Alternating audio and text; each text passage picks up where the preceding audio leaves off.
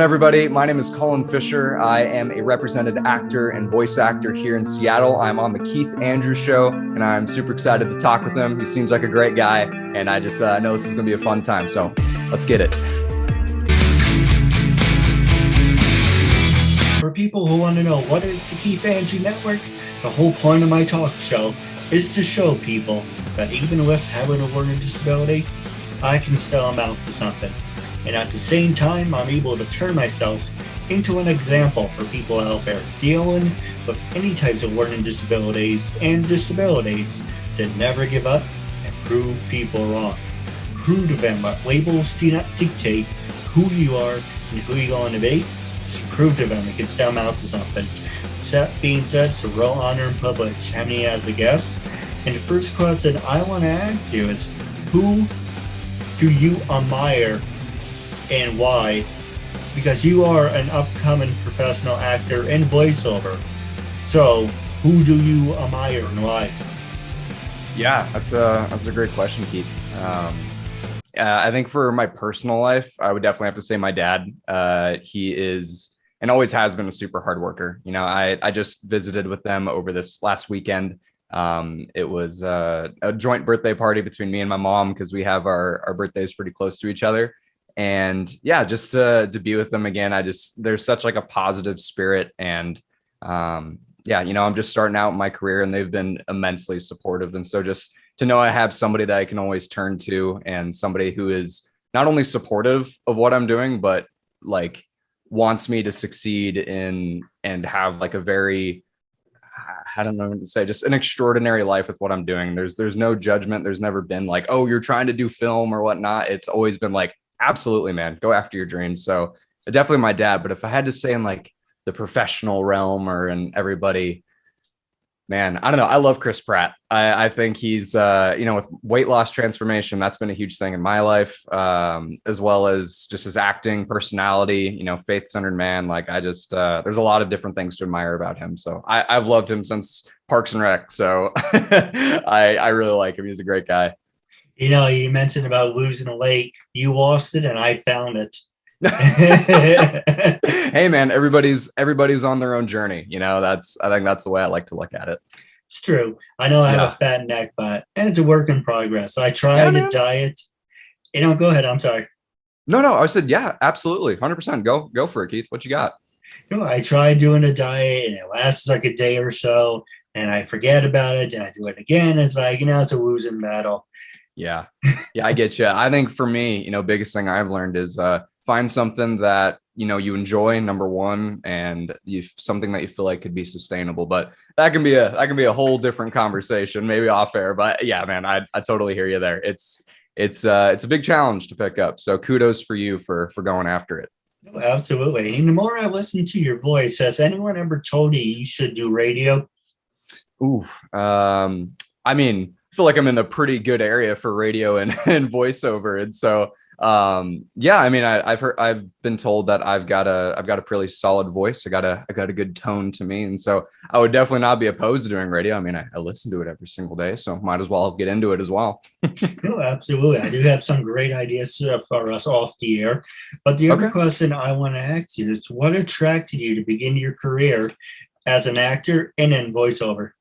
Yeah, that's a great question. I think to do that, I will tell you a story. You know, when I went to university, I originally was going for computer science. I thought I wanted to be a creative director for some sort of video game because I've always had a love for story. Like if you know anything about me, if you've met me in person, like I'm a huge nerd, number one. And I think that definitely comes out. But yeah, I thought that was the path I wanted to go. But the more I got into it, the more I realized that it wasn't the type of creativity I was looking for, that I found myself drawn more to the storyboarding side of things. So I'm like, made the switch over to screenwriting. From screenwriting, I found acting fairly quickly. It was a part of my prerequisites, fell in love with that. And then I found voiceover about a year later. And I've just really been enjoying the whole creative process, you know, that I don't have to only do one. And that even with the agency I'm a part of, I can do both on-screen acting and voiceover.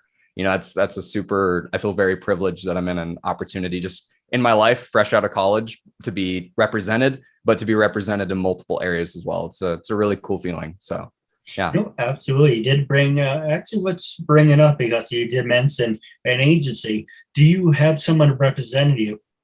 Yeah, I do. I'm represented by Topo Swope Talent Seattle. They're a Pacific Northwest based agency. Usually casting calls from anywhere from Vancouver, Portland, and then Seattle area as well. So yes, I am. But when you go to Portland, you have to walk a lot out for those vests. yeah, and it's a drive down. I haven't had any work bring me there yet, but I'm not opposed to the drive. My dad used to do a Seattle to Portland all the time, so I'm definitely not opposed to going down there. No, absolutely. It's on my things to do list. But the other question I want to ask you is there's so many scams out there, so many people that are, like I said, PT, PT13, so many bullshit artists out there that you look at Instagram and he's like, oh, give me 5 minutes, give me 15 minutes of your time. I can guarantee I can get you featured. You see these great products we have. Oh, Fox and CNN. And then you talk like it's about money. So how that's directed at you is how people told me, even my brother told me, you do not pay people to represent you, and you have an agent. So this is a perfect question for you. Yeah. How did you find the right person to represent you, and what is the process? Yeah, I think first off is, if you have any groups or anybody who's been in the industry for a while, first thing ever, I think in anything, go to the people who have done it for a while, right? And I've done it successfully. I think that's the best, place to learn from them. But if you don't have a direct contact there, I think searching up agencies like in your local area, usually they'll have you can look at reviews, established agencies usually do. They have a website as well. It's like all of these boxes to check off to make sure, they're a legitimate agency in their area.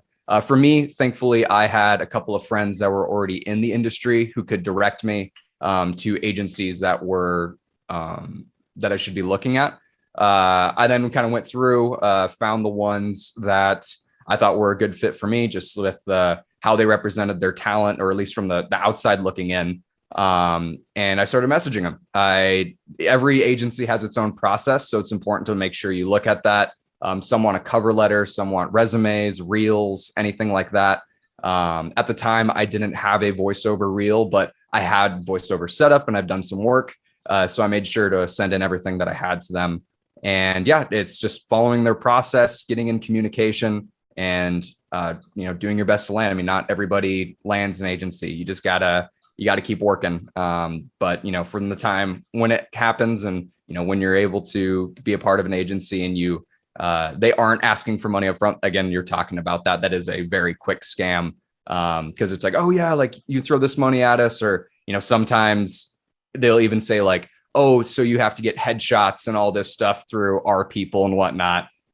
Sometimes legitimate agencies do, but it's just, it can happen in a whole variety of ways. So just making sure to keep your eyes sharp for that. But yeah, usually always real agencies will not ask. They'll take it off the top for roles that you get and whatnot. Managers are a different story, but agencies will do that. Yeah. No, absolutely. And I didn't mean to interrupt. I do apologize. But I want to ask you, because this is a perfect example, how would your agent representing you be paid? Give us the whole process, because I've been looking to have someone represent me. I have found someone, oh, give me $300 that I can get you on TV. One person in New Jersey, one in Florida. My dad brought up a point, if he's seeing this guy said to me, oh, I got someone on Jurassic Park, and I got this and that. If you're representing people, why are you in Florida? Wouldn't you be in LA or New York? But that was a red flag. But definitely, I don't know. It's just a lot of con artists out there. A lot of people are when I sent you the message, we can answer this in a little bit. But a lot of people are, oh, what are you selling? What do you mean what I'm selling? I'm not selling anything. I'm telling you, I have a disability and I created my own talk show. I'm telling you my story. Oh, when I got your message, I actually thought you were trying to sell me something. Anyway, you can't think stupid. But what would someone like me get from following in your footsteps? And what I mean by that is, how do you find a right? Because I don't really think there is people who agents that represent someone like me or what Yeah. I do. Mm-hmm. Well, I think number one, find out what they're representing for. Like mine, it was very clear what they did. They did acting, on-screen acting. So it's like if you have two different types of acting, you have stage and you have screen. So they made it very clear up front. We do on-screen acting. We do commercial voiceover. Character voiceover if there's opportunity, but mostly commercial voiceover. And we do print modeling. And so it's like they're very clear up front with what they do. For me, it's mostly on-screen acting and commercial voice acting work. So understanding specifically what they're representing, and then seeing if what your abilities, what you're working at, your type of creativity fits with them. So maybe not the radio show, but if you wanted to do kind of like what I was doing, like you want to do commercial voiceover, that could be an avenue of where, you're trying to find a right fit with an agent. But maybe an agent isn't what you're looking for. Maybe with you, it could be more of a manager, somebody who, yes, you are paying up front, but in return, you're getting the services that are helping you create and expand, doing all that kind of stuff. Right. And so again, it's just finding what's a good fit for you. And yeah, I think it's all about relationship as well. Like having a solid relationship with the person who is going to represent you.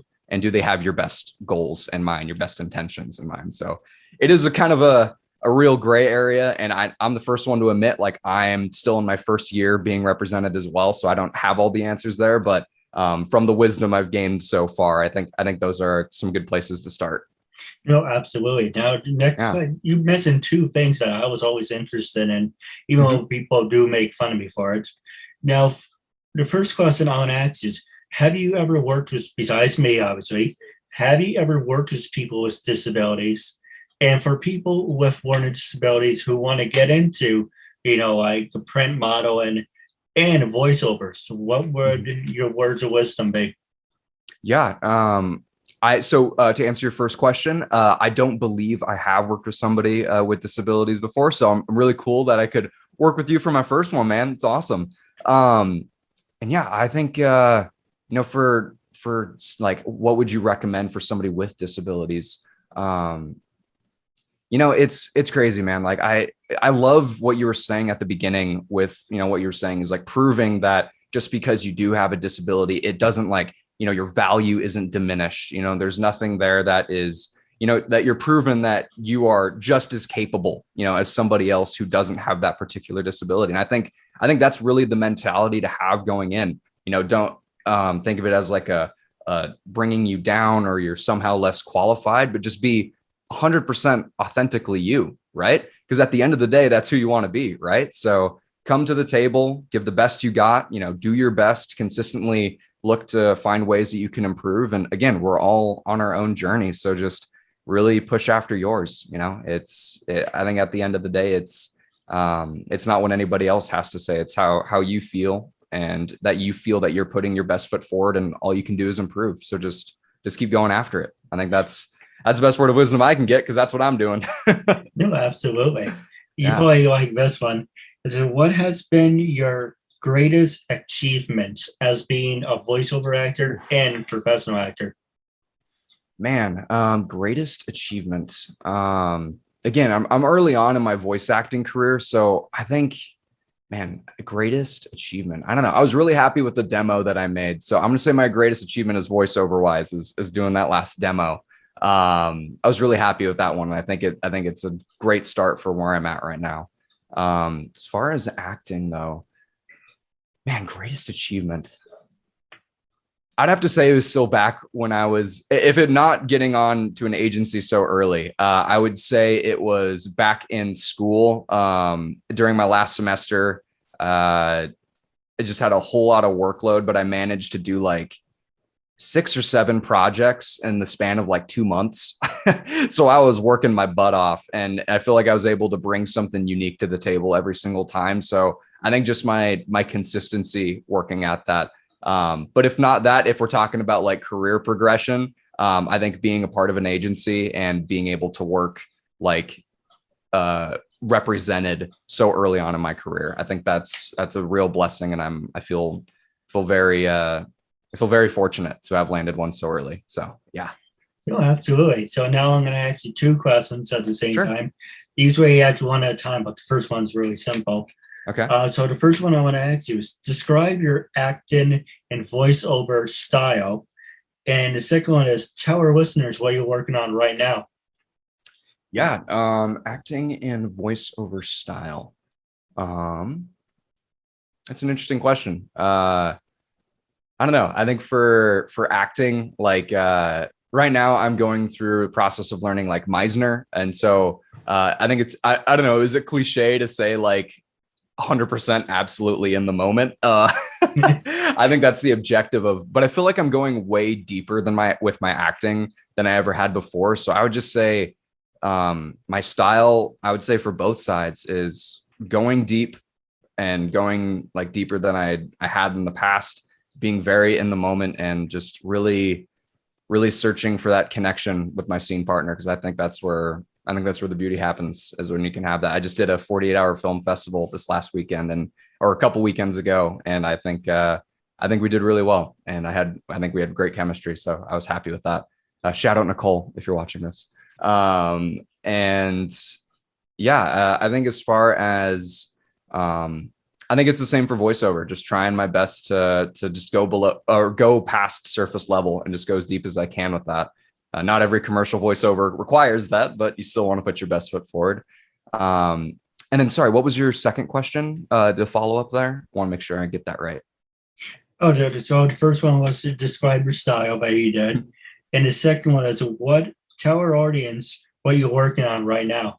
Yeah. So don't have any projects in the pipeline as far as the acting and voiceover. I got another audition that I'm going to be doing after this podcast. So I'm going to be doing that voiceover audition.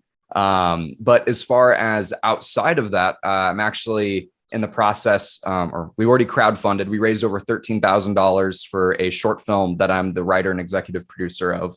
And we are going to be casting this weekend and hopefully shooting within the next couple of weeks down in Phoenix. So that's what's going on in my creative world right now. So yeah. Hey, if you need someone to promote it, send them my way. I'd be more than happy to promote it and interview the cast that you interview. Well, I can interview the cast that you pick. Okay. Yeah. Thank you, Keith. Yeah. I think we're going to be posting a casting call for Phoenix area here soon. So I'll be in touch with you on that. Thank you. No, absolutely. And going back to what you say about chemistry, this is I'm having a lot of fun. When I do interviews, I'm not doing this for shits and giggles. This is what I want to do for the rest of my life till I'm 6 feet under. And every interview, you have to have, like you said, you have to have chemistry. We don't go back and forth. You have to be spontaneous. It has to be fun. You have to just, make each other laugh. There's other times where I do an interview, I'm like, it's only been 5 minutes. This is horrible. So if someone has like a stick up there, and it's kind of like, why did you agree to do my talk show if you're not going to talk? Or if you have someone do one-word answers, I'm like, remember, I came to you. I know they can say in the opposite, well, I didn't want to be interviewed in the first place, so you came to me. If someone gives you an opportunity, be thankful and say thank you and make the best of it. Don't be a jerk about it and like, well, I didn't really want to do it, but then you did sympathy. I don't have time for people like that. Yeah, I think having a very gracious and very thankful spirit is a good place to be, especially in this industry. You get no benefit from burning bridges. So absolutely, 100%. No, I agree. Now, the next one I want to ask you is, what was your favorite professional job you have ever done and why?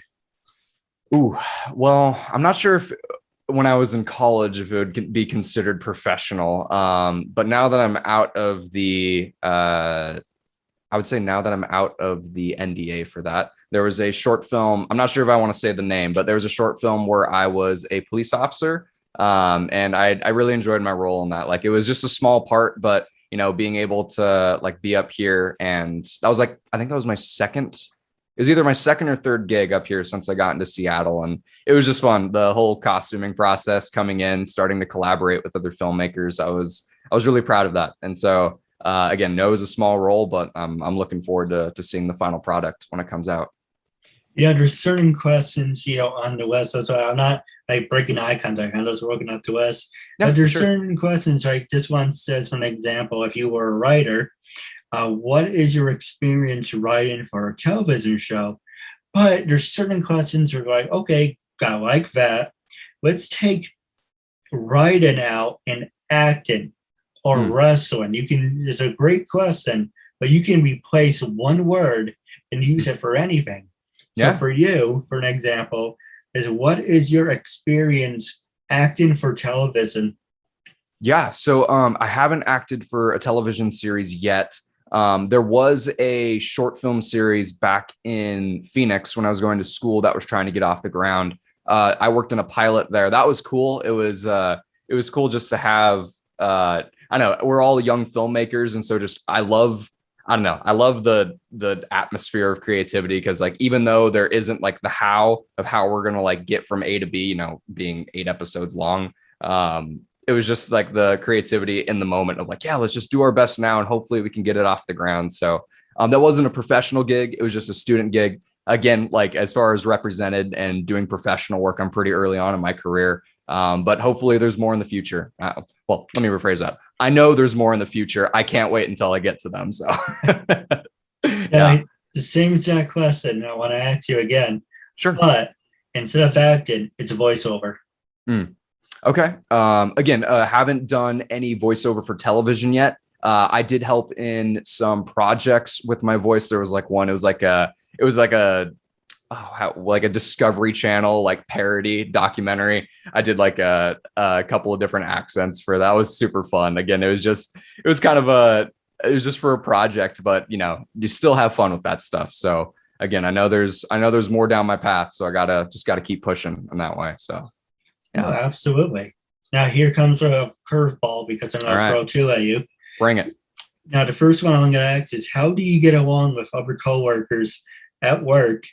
And are you looking for a new gig or a new job? Yeah. So as far as acting or like what my day-to-day job is Well, overall. overall, okay. Yeah. So when I am not acting, I am a chiropractic assistant as well as a personal trainer. And so am I looking for a new job? No, right now, not at all. It's a very low stress, like low, I have control of my hours as far as the personal training side. For my regular job, not at all though. It's such a positive work environment and I love it so far. And I'm going to be teaching here at my old school. I'm going to be teaching screenwriting as well. So don't want to pass that opportunity up when I've only done it for a month. So yeah. And I love my coworkers. I mean, at Seattle Christian, my teachers are my coworkers. So the ones that I had back when I was at school. So don't want to leave that. And then I love my coworkers at Bays, but taking that from the acting side, yeah, I don't know. My agents, they're really helpful. They make the time for you when you want to talk to them. And as far as co-workers, I've had an opportunity to meet a couple of other people in the agency, and they've been delightful, great people. So yeah, got some good talent up here. No, absolutely. I met a lot of nice people in retail and a lot of other people like, who are you? Who moved to rock? Yeah. There's always those special people out there, the ones that are tough to work with, but we make do. It's true. That's one way of putting it.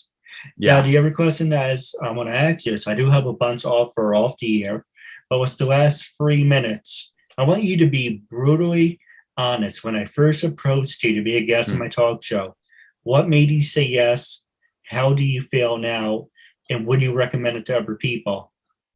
Yeah. Well, usually with anybody that reaches out to me, I go through their profile. I kind of saw I saw what you were doing, the fact that you're running a show. And from my perspective, just as an actor trying to start off here in Seattle, I saw it both as an opportunity to meet you as well as a way to expand my network. Like I'm always looking for opportunities to, find how different paths can converge and whatnot. So not only looking at it for self-gain, but another opportunity to meet a creative who's, doing stuff in their own life and, pushing after it. It looks like you've been pretty dang consistent with all the stuff that you've been doing.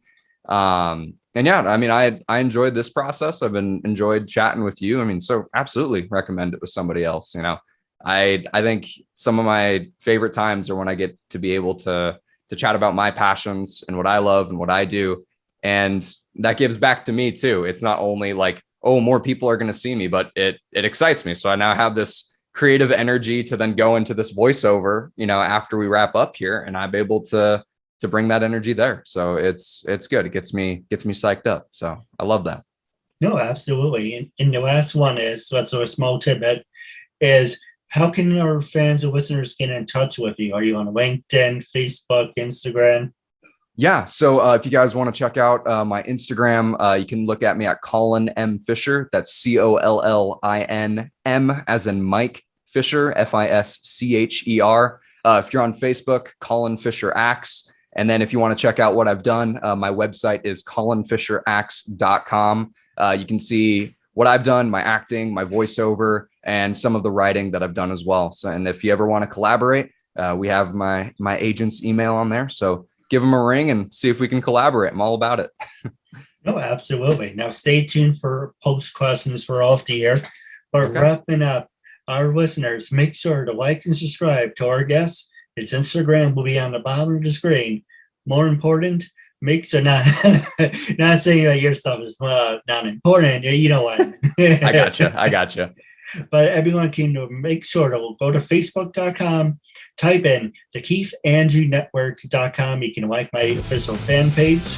We're on Twitter, but it's KeithAndrew1988. I was going to do Keith Andrew Network, but it's so too long, so I said, okay, come up with a different name. But we're on Instagram. We're kind of like a bad brass. Facebook, Instagram, Snapchat, YouTube. So make sure you use hashtag KeithAndrewNetwork and we'll pop up. Wrapping up our interview segment, it was a real honor and privilege having you as a guest. It was a lot of fun. I'm looking forward to part 2. And until we meet again, catch you later.